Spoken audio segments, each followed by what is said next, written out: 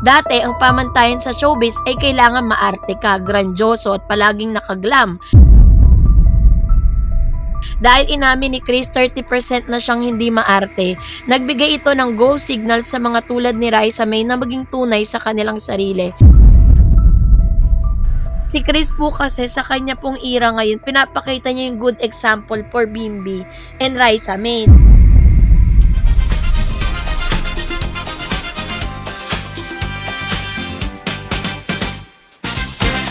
Hello po sa lahat po ng mga Dover Cats at sa lahat ng mga umusubaybay at lagi pong nanonood sa mga updates po natin patungkol kay Mr. Bimbi Aquino Yap, Miss Raisa May Dizon at ilang mga Dover Cats. So for today's video, pag-uusapan po natin ang ilan sa mga positive glow era kung paano po nagbago at may babaguhin daw di umano itong si Miss Chris Aquino para kay Raisa May Dizon at kay Mr. Bimbi Aquino Yap. So yun ang ating pag-uusapan maya-maya lang.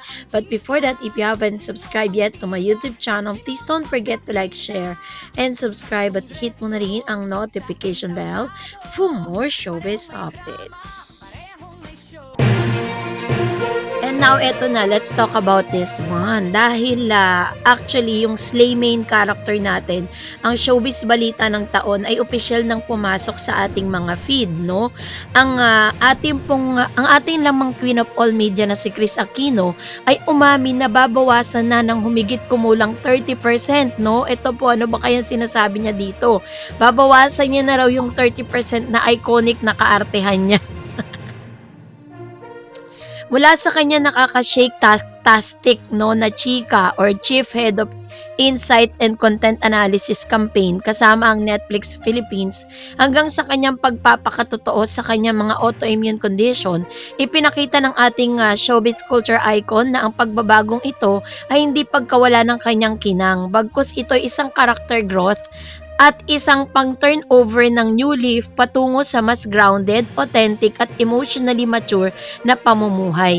Ngunit ang malaking tanong sa buong showbiz sa culture, ano ang naging epekto nito, impact ng tone down kaartehan na ito kina Raisa May Dizon, si Aling Maliit at kay Bimbi Aquino. So meron tayong komprehensibong positive report na naglalaman ng mas malalim at inspiring ultra vibes na pagsusuri kung paano nagbunga ng mas matatag na relasyon, mas mataas na emotional intelligence, EQ at panibagong career energy ang pag-evolve ng kaartehan ni Chris Aquino para kina Raisa at Bimbi.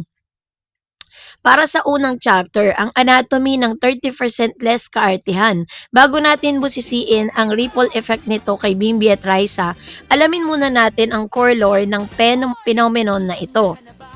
Number 1, the grounded maturity without losing the brand. Hindi po ibig sabihin na wala ng kaartehan si Chris. Ang kanyang signature with high-class delivery at ang love energy ay andyan pa rin. Ngunit ang tinanggal niya, yung unnecessary extravagance at hyper-dramatic reaction. Ang ipinalit niya ang deep vulnerability at real talk tungkol sa kanyang kalusugan.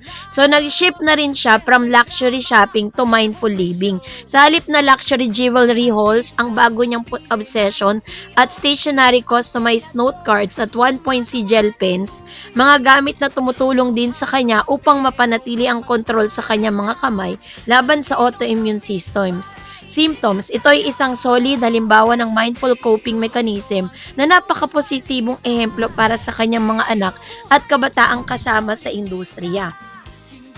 And syempre, meron siyang authentic content creator era. Sa paglabas ng kanyang Chika or CHIKA episode, nakita ni Chris na ang modern content creation ay hindi tungkol sa pagiging pilit na perpekto, kundi sa pagiging tunay at relatable sa madla. So ano nga bang naging impact nito kay Bimbi Aquino? From protective son to mature powerhouse. Si Bimbi Aquino or Bim ay lumaki sa gitna ng spotlight.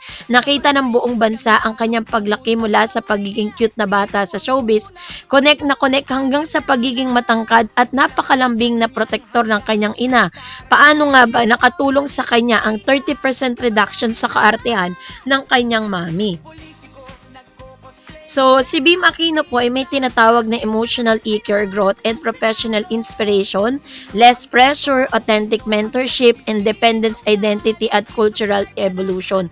Mas rich at mas rings at healthy na emotional dynamic. Nung nakaraang taon nga ng pamilya ng Aquino ay madalas napapalibutan ng napakaraming showbiz drama at intense media scrutiny dahil sa pagiging mas chill at grounded ni Chris sa kanyang 30% less kaartihan era. Nabawasan din ang emotional strain at pressure sa mga pundasyon ng kanilang tahanan. And of course, nagkaroon ito ng tinatawag na positive outcome. Mas naging kalmado at may mas malalim na komunikasyon sa pagitan ng mag-ina at hindi na kailangan maging hyper-vigilant ni Bim sa bawat galaw ng media dahil si Chris mismo ay mas maingat at mas pinili na ang kanyang mga laban and space to build his own identity, no? Dati kapag kasama ni Bim ang kanyang ina, madalas siyang napapailalim sa napakalakas na aura at iconic presence nito. Ngunit sa pagtotone down ni Chris, nagkaroon ng independence or nagkaroon si Bim ng mas malaking espasyo upang maipahayag ang sarili niyang boses at pananaw sa buhay. And of course, the supportive partnership, hindi na lang siya anak ni Chris, kundi isang katulong sa buhay at caregiver partner na may sariling maturity. Nakikita ng mga Gen Z netizen ang kanyang pagiging isang maasahan at magalang na Gen Z. So, and practical at life-oriented values. Sa kanyang financial and mental mindfulness, ang paglipat ng interest ni Chris mula sa ultra-luxury item patungo sa mga simpleng bagay tulad ng gel pens, personalized stationery, ay nagbigay kay Bim ng mas mahalagang aral sa buhay. Natutunan ni Bimbi na ang tunay na halaga ng buhay ay hindi nakasalalay sa karangyaan, kundi sa kalusugan, pagmamahal sa pamilya at kapayapaan ng isip. And of course, ang pagtingin sa kanyang ina na lumalaban sa karamdaman ng may dignidad at may kaunting drama ay nagturo kay Bimbi ng matinding resilience at courage.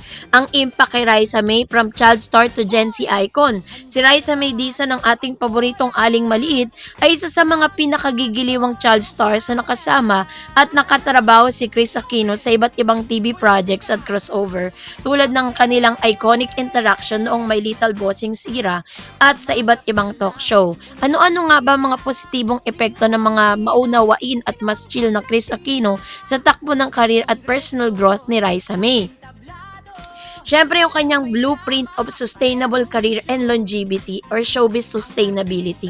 Si Raisa May ay nag-transition na mula sa pagiging cute na child star host ng Eat Bulaga patungo sa pagiging ganap na dalaga at versatile content creator or actress.